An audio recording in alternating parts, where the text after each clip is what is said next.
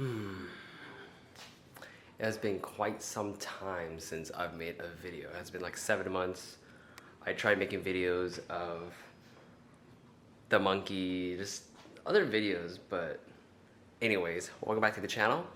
Today we are gonna give you an update of what's been going on with all of, I guess, my current builds, my brother's build, of course, my monkey build, and then my TSX that I currently still have. First I want to say is I actually went to the Honda meet yesterday.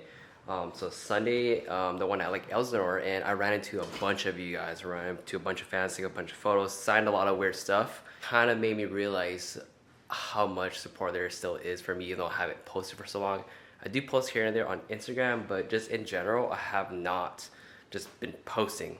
I don't know if it's because I've kind of lost that motivation, but after yesterday running to a bunch of you guys and just reminiscing on like how I met everyone, especially like through the cars culture, car scene, the car meets, just in general at the Honda meet, I ran to a bunch of my old friends, and it just made me realize like I've grew so much and I've learned a lot. I met a lot of cool people just from YouTube and cars. But what drove me to start making YouTube videos again, especially like this video today, this is a day after the Honda meet, is because of you guys. A bunch of you guys went up to me like, dude, I love your videos. I miss seeing you upload videos, and I don't care what you post. It made me think a lot about like what you guys like all said. And I think a part of me was like, oh, I don't know if you guys will like this video or if you guys will even watch this type of content, even though I don't have a hatch anymore. I think you guys are fine with watching anything, but at the same time, I don't want to like put stuff out like randomly. And I try that with the Honda monkey vlogs and motorcycle vlogs, but it's just different. You know, I come from making videos of like these cars where I show you how to like do this and that, do swaps, everything, especially on my hatch, and I don't have a hatch anymore. I sold it to move on and move on with my career and stuff, changing my career path, which was 100% worth it. But for you guys as a viewer, I don't have that car anymore, and I don't really have much content to make because I don't have that car. That makes sense. And making content for YouTube gets pretty expensive, takes a lot of time, and just a lot of dedication, you know, and I used to have that. This car's still around. TSX, still there. I've been doing small things here and there, but I think after the meet yesterday kind of motivated me to put a little bit more time into that car. It is my daily driver, but we'll talk more about that in a bit. And then I have this. I have not recorded anything of this build. Those of you that are into Hondagrams or just like the mini moto scene know how much you can do to one of these, and this is as far as you can go with one of these. But okay, we'll talk about that later. Thank you to those that came up and took photos with me and just like recognized me from my videos, and I guess Instagram too. I don't really post myself on Instagram, it's mainly all of YouTube, and it's like, it was crazy. You don't understand, like it hit me, like it hit me in the feels, or I don't know if I even said that right, but whatever. So today, this video is just gonna be an update of what I've done to this car, my car, and this monkey. Just to give you guys a quick runaround, I think I'm gonna start making videos of these 3 cars mainly, or no, 2 cars and the bike, because it's all builds. They're all different type of builds, right? TSX is hitting the new generation of kids because kids can't afford these anymore. Their parents are not gonna spend, or them working 9 to 5 or whatever, is not gonna spend like 9 grand for a clean ass EK, right? Or Integra, AG, EF, all that jazz. So we're gonna have more videos of this. I decided to make more videos of this car because there's actually some things I want to change on this car. One is, I think we're gonna go ahead and relocate the battery, relocate the fuse box. I'm gonna move those to the trunk, or maybe move the battery, get a smaller battery like a lithium battery, put in the passenger side.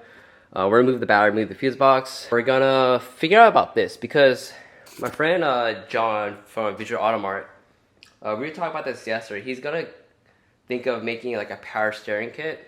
So we might convert this to power steering because this does still have a powered rack off of a DC. And this is just like the little, like, what is it called? I forgot what it's called, but it goes in, it cycles fluid through the rack, so it's not as hard to turn versus like a manual rack. And then just like small things, we're gonna switch out these hoses. And then I'm gonna hit up the boys over at Hybrid and get some newly updated stuff for this build. If you guys don't know, I put this swap together probably like 5-6 years ago. And it's just been small bits that my brother's been doing just to add on, like the Mugen coil pack, oil cap, Greddy hose clamps, which are pretty cool. And they got that discontinued hybrid racing 70mm throttle body. These are extremely rare if you guys don't know, but these are one of the best throttle bodies you can get. Hybrid doesn't make them anymore, and I'm personally close to the hybrid, and I asked them why they don't make them anymore. It's just because of the cost. The cost to make them, and people don't want to put money out to buy them, and that's why they're discontinued now. But we found this brand new in box, like no one used it. The guy was selling it, so we bought it for a really good deal, especially for, you can't even get them anymore. I had the K2 one before, and that was sticking. The butterfly will always stick, and people have issues. Even the K2 thermostat housing, I made a video like not that long ago where the thermostat actually fell out of the housing, but we switched over to a Track Tough. Solid, super good. And then Track Tough intake. And yeah, just a bunch of hybrid goodies, and I don't know what else that we've done. I mean, we did a little cash can just because there's oil kind of like seeping in here just from driving the car. We're gonna switch some things around, but for the most part, I'm gonna see if I could start redoing some things. I might, we'll see. But that's what I plan on doing with this car. We'll, you know, wait as I don't know, I keep thinking about what to do with this car. He did get a nice titanium. I think this is Chase & Chase, which is actually kind of cool. And then I got all this little Speed Factory hardware right here. The bumper's off right now just so we can take the bumper off to get in the driveway. And the best part we added to this car recently was Wrench Mob. If you guys haven't been following me on Instagram, Wrench Mob makes two-piece rotors for these cars now. Twin block, ITR calipers, the Porsche calipers where you use the Hone Developments bracket, and also the TSX. I just came out with the set of those. I need to make a video separately just about that because a lot of people don't understand how to do a caliper conversion for the TLS Brembos on the TSX chassis. It's gonna be the same as the FF5 and RSX, but we do have the, right here, the Wrench Mob two-piece rotors. They are slotted and they're actually directional. So they're actually functional. And he comes, Jaren from Wrench Mob has a background from the track. He has a track background. So, yep, so two-piece rotors, they're lighter. And instead of replacing the whole rotor at once, all you have to do is replace the ring. And this is the cheapest set of rotors you can buy right now on the market for the TSX and this car. Because I believe the cheapest right now you could do on two-piece rotors would be StopTech. StopTech's around like 12 to 1400 bucks. Versus these, 600 bucks. I'll drop a link down below in the description box or in the comments and you guys can check them out. Make some baller parts, super cool parts. And then my TSX has them as well. I actually have my old TSX ones in here. So this is literally the first prototype of the rotors that Jaren from Wrench Mob makes.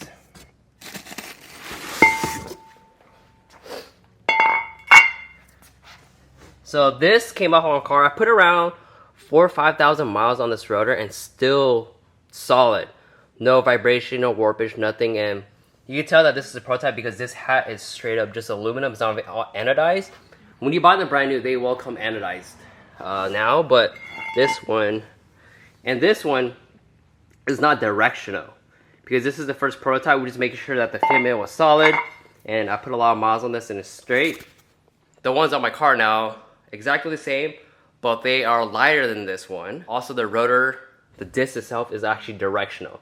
This is the first prototype that we did, and I'll make a separate video on that. I'll pull off my wheel and I'll show you guys how it all works, how to mount the calipers. I think Zosh made a video, but it's a different setup for these calipers. That's that. Got those on that car, and two-piece rotors go so hard. Like, looks super good. And yeah, that's it for this car. Not much. The interior is pretty much the same. He just has a little horn button up here. Actually does work. I don't want to press it because it's kind of loud. He has hella horns. Next build. Let's talk about TSX? Or yeah, that's literally the only thing I did to the car. The two-piece rotors. I got new tires. Not a fan of the tires. I got Celeron tires just because. We're gonna switch it up in a bit. I'll get into a different video. We're gonna get new tires for it pretty soon. Those tires only have less than 100 miles, but I don't like how they fit. But I'll make a video. And probably you guys don't know. This is what the TSX looks like. I think you guys can see the lighting. But yeah, so I got the Ganondorf doors, the carbon hood, then 2-piece rotors. These are the new ones where they're actually directional and the top heads are actually anodized. Yep. Not much, but I'll make a better video of that car because right now the lighting is super bright out and I kind of want to take that car out and show you guys more. So I'll make a separate video of that. This car, I'll make a separate video of this, probably pull out next weekend. And then, bam, the monkey. This monkey, those that know will know, but this is so much fun. If you guys never owned one of these, you guys have to go buy like, even a bone stock Grom is fun. If you have friends, like this is, I've put so many miles on this thing ever since I got it, and I, of course, built it up because it's kind of like a, it's like a Civic. You could do so much to them. You literally could do literally everything. Build a motor on these, paint, wheels, everything. But this one is more of, when I was building this monkey, I wanted a cafe racer look, but as time went on, I kind of just changed it up a little bit. But now it looks exactly like, I don't even know, a fast little bike. And it is fast. So since the last time I made the video 7 months ago, I ended up building the motor on this one. So now this one is running a Drill Sports 181 4-valve. I did the Kataka Forged crank, Takegawa 5-speed. So this is a 5-speed. If you guys don't know, a 2020 and below Grom Monkey is all 4-speed. The newer Groms come 5-speed, but this Grom specifically, or this Monkey specifically, has the Takegawa 5-speed in it. So it has 5-speed. The 5th gear is the same as the 4th gear, like ratio-wise, but since it has 5 gears, the gearing is slightly shorter, so it is a lot quicker because of the 5-speed. So yeah, so that's the 4-valve head, and then we got, I think, Akrapovic, I don't know what the correct term is to say that, titanium exhaust. It has a built-in resonator right here, which is interesting. I never really seen one on a Grom or a Monkey exhaust until this exhaust showed up. And then we have, I did A lines. This is a Dash 4 oil cooler lines. And then we do have the Takegawa dry clutch. That thing makes it sound like a baby Ducati. I'll make a separate video on this bike as well when I ride it out, but we're just doing a little update video today. But yeah, so as a fully built motor, this makes around 27 horsepower. If you guys don't know, that's around 4 times the amount of a stock Grom on a dyno. So a stock Grom on a dyno makes around 6 to 7 horsepower. This motor makes 27 on the dyno, and it is fast. Like, for a little bike, it's fast. Now keep in mind, 300cc like a CBR 300 makes around 29. This makes 27, and this is 220 pounds, right? Power weight ratio, same with like Civics, right? With drag Civics and stuff, power weight ratio. I had my friend Andreas paint the whole bike, so this is painted. I stripped it completely, and then the whole frame, you can see, is all painted, including the swing arm, and this is all part of the frame as well in the tank. It's I don't know what green it is. It's a custom green. Originally, I started off with wanting Millennium Jade green, which is off of the R34, but we ended up, or he ended up just like, dude, that color's too light. Let's let me mess with the color a bit. I'm like, okay, go ahead. Came out with this color, and this color's fire, so I love it. Goes well with all the polish bits. On this side, I have the Takegawa catch can with the SMR stator cover.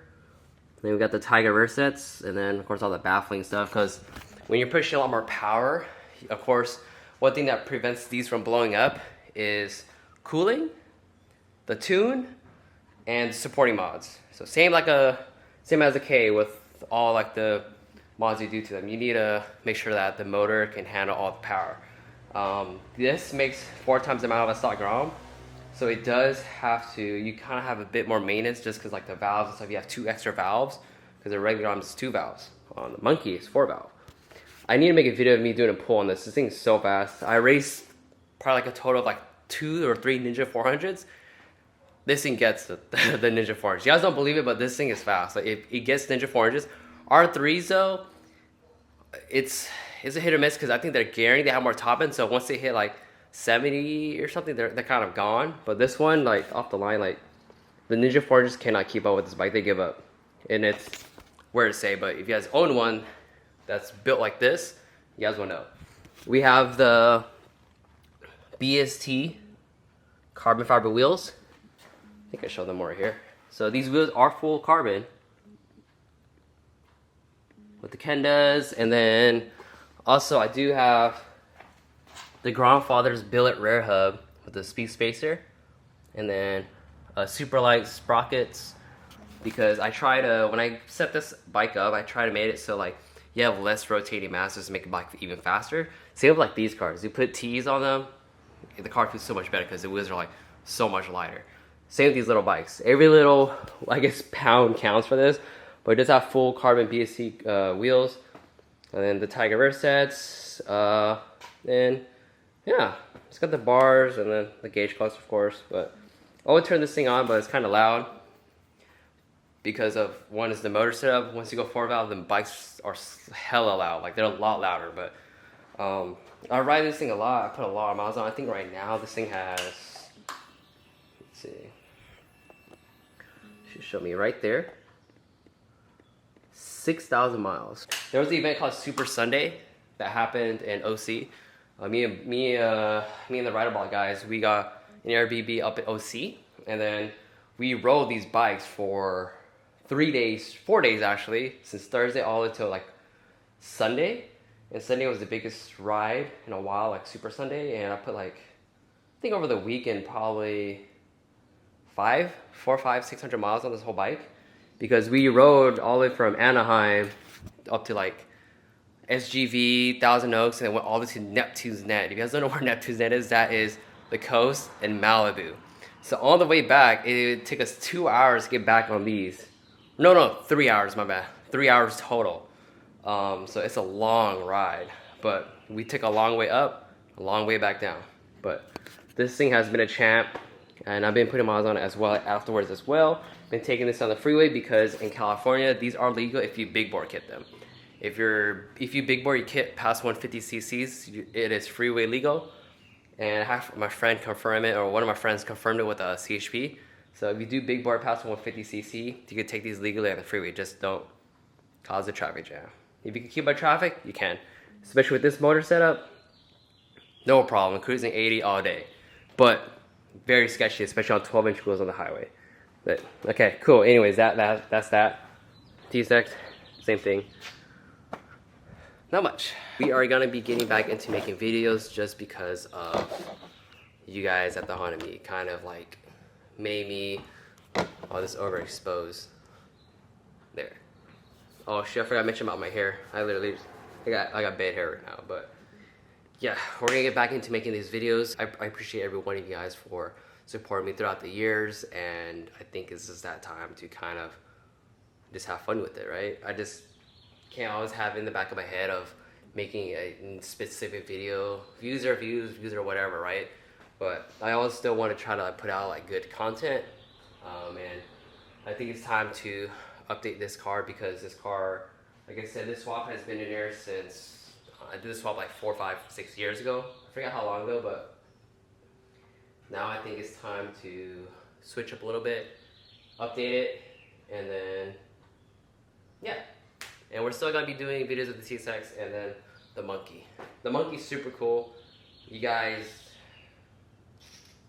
yeah, super cool bike. But anyways, peace out guys. Don't listen to others, just keep building, and stay tuned for, I guess, all of this content that's gonna show up. So now I'm gonna go in my room, edit this video, and just go on with my day.